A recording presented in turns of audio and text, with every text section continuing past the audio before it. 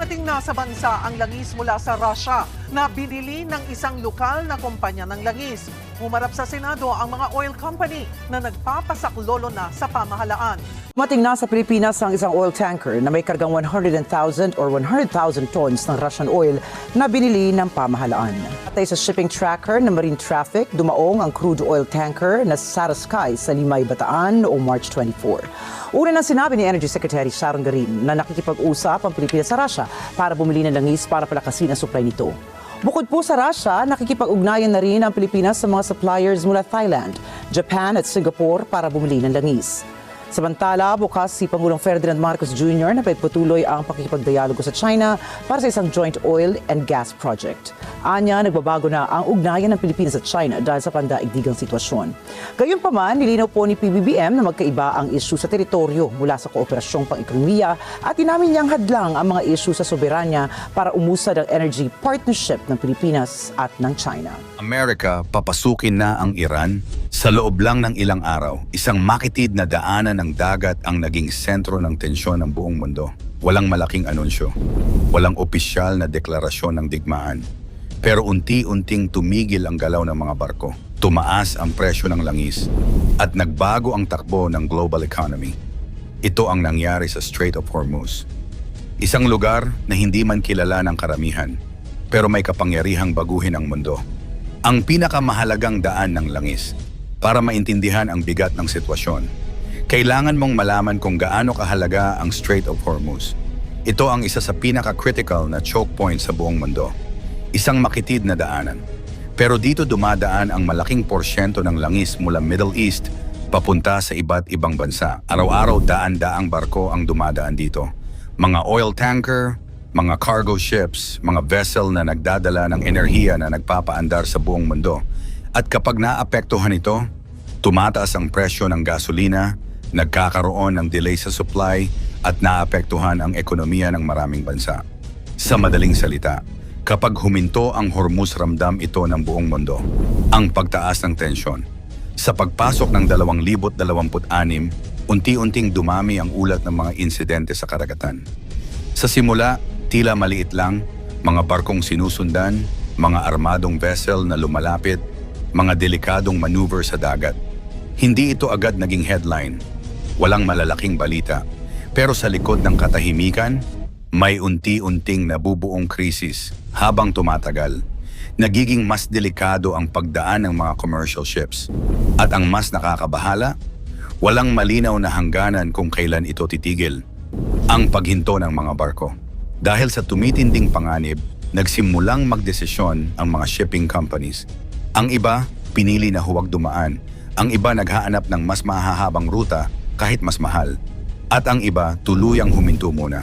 Ang epekto, bumagal ang supply chain, tumaas ang operational cost, at nagkaroon ng pressure sa global market. Sa loob lang ng ilang araw, ang isang normal na ruta ng kalakalan ay naging high-risk zone. Isang lugar na dati ay busy, ngayon ay puno ng pag-aalinlangan. Ang pagpasok ng militar ng Amerika. Habang lumalala ang sitwasyon, hindi na sapat ang simpleng pag-monitor. Kaya nagdesisyon ang United States na palakasin ang presensya nito sa rehiyon. Nag-deploy ng aircraft carriers, destroyers, surveillance systems at advanced radar at intelligence assets. Ang layunin, siguraduhin na mananatiling bukas ang daanan ng kalakalan. Pero malinaw, hindi lang ito simpleng proteksyon.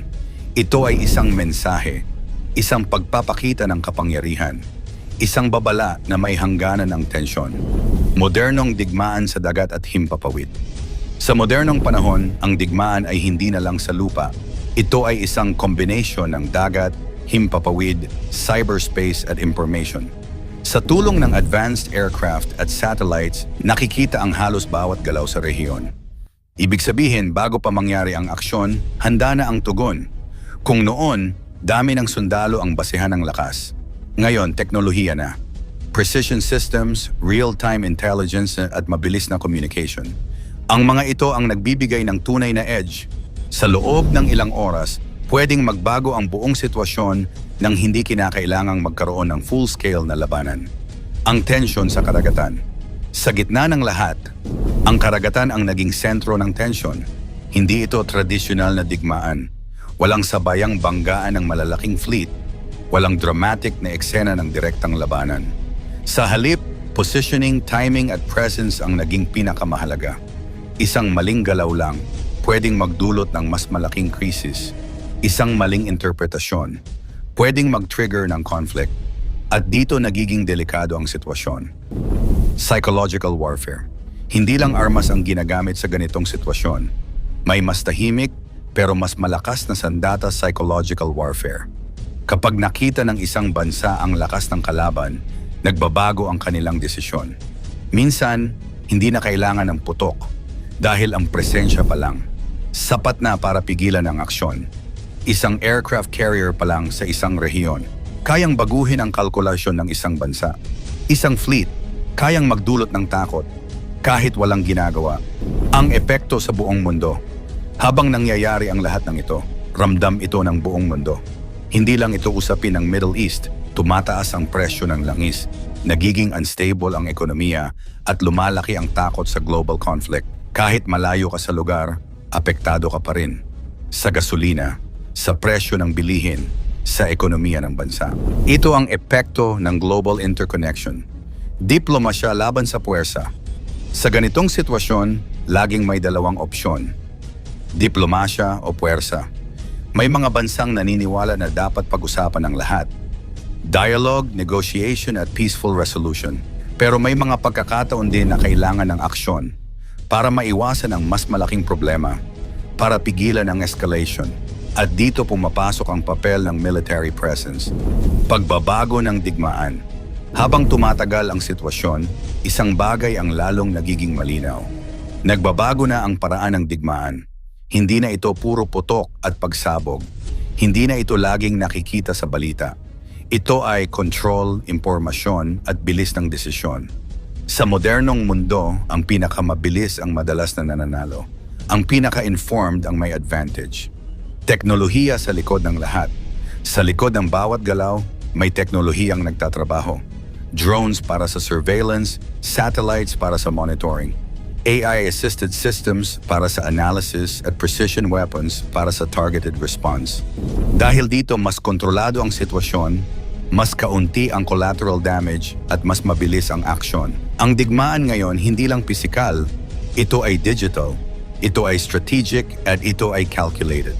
Isang babala para sa hinaharap. Ang mga nangyari sa Strait of Hormuz, hindi lang isang isolated na pangyayari. Ito ay isang babala. Na sa modernong mundo, ang ekonomiya at seguridad ay magkaugnay, ang isang maliit na lugar ay pwedeng makaapekto sa buong mundo. At ang tension ay pwedeng lumala ng napakabilis. At higit sa lahat, ang kapayapaan ay mas fragile kaysa sa iniisip natin. Sa tingin mo, maiiwasan pa ba ang ganitong krisis? Or ito na ang bagong normal sa mundo? At kung lumala pa ito, handa ba tayo sa magiging epekto? Komento mo naman sa ibaba. Saudi aatake na sa Iran, wasak na ang tiwala at ubos na ang pasensya ng Saudi Arabia. Sa loob lamang ng ilang araw, sunod-sunod na missile attacks ang tumama sa mga energy facilities sa Gulf. Mga refinery ang nasunog, mga lungsod ang nanginig, at ang dating tensyon na kontrolado pa, unti-unti nang lumalapit sa isang mas malaking digmaan.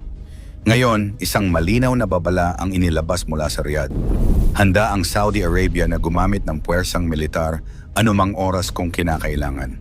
Ang tanong, handa na ba ang buong rehiyon sa isang total regional war?